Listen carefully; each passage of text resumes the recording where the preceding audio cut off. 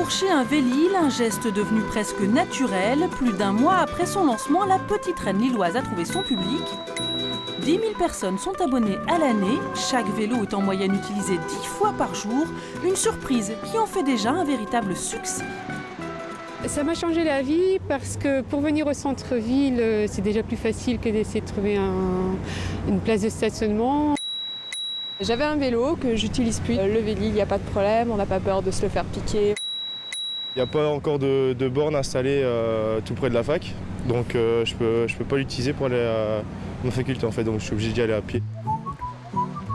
Et quand il y a une station Vélil, encore faut-il qu'il y ait des vélos. Ça, c'est le travail de Mohamed, conducteur, régulateur.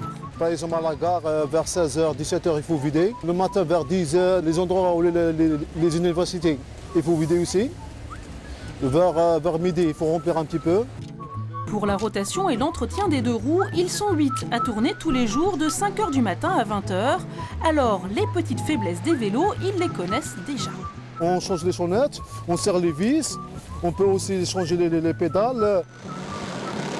Et quand c'est plus grave, direction l'atelier. Évidemment, il y a quelques dégradations. Très sincèrement, on pensait en avoir plus. Et finalement, il n'y a pas plus de dégradation qu'ailleurs. Et il faut dire que le service était attendu. Depuis 1982, l'ADAV milite pour le droit au vélo. L'arrivée des Vélil est donc une bonne nouvelle, mais il faut aussi que la ville s'adapte aux cyclistes et pas seulement aux automobilistes.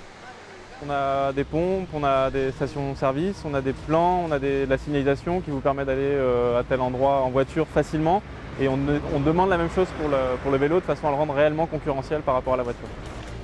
Pour l'heure, chacun cherche sa place sur la chaussée. La communauté urbaine vient, elle, de lancer une campagne de sensibilisation.